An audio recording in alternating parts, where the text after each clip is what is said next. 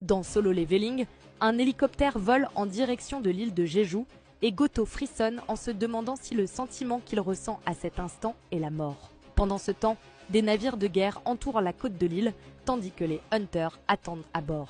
Ma Dong-wook de la guilde Fame et Lim Taegyu de la guilde Reaper débarquent, tandis que Taegyu hurle furieusement au téléphone contre quelqu'un pour avoir placé sa star de cinéma rang A dans une position où il pourrait être attaqué. Et merci à Gelima, Ronan et Erwan, les 3 derniers abonnés. On apprend que des hunters de différentes guildes ont été mobilisés près de la côte sud de la Corée pour empêcher toute fourmi survivante d'attaquer le continent si le raid réussissait. Chaque force de défense est dirigée par un hunter de rang B, soutenu par 3 hunters de rang C et plus de 10 hunters de rang D, dont des hunters à la retraite et d'autres ayant échoué à une réveille.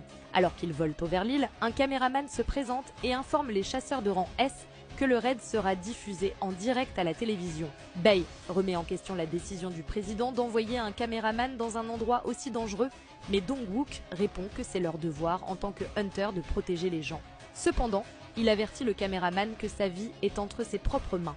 Celui-ci rétorque qu'il n'y a pas de souci à se faire, car il est lui-même un hunter de rang A et que la chasse n'est qu'un travail à mi-temps pour lui. Il ajoute que ce n'est pas sa première fois dans un endroit dangereux, même si aucun d'entre eux ne peut se comparer à celui où ils vont maintenant. Dong-wook rassure alors le hunter à mi-temps en disant que le président ne l'aurait pas laissé venir s'il n'était pas certain que le plan réussirait. Il ajoute que c'est la première et la dernière fois que des gens normaux pourront voir un raid de rang S. De plus, après les 3 échecs précédents, la population veut se venger de l'île de Jeju.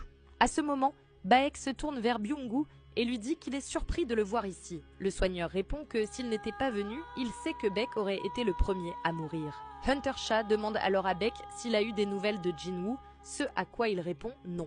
À ce moment, Dong-wook déclare que ça va enfin commencer alors que le raid de Jeju débute. Abonne-toi pour la suite.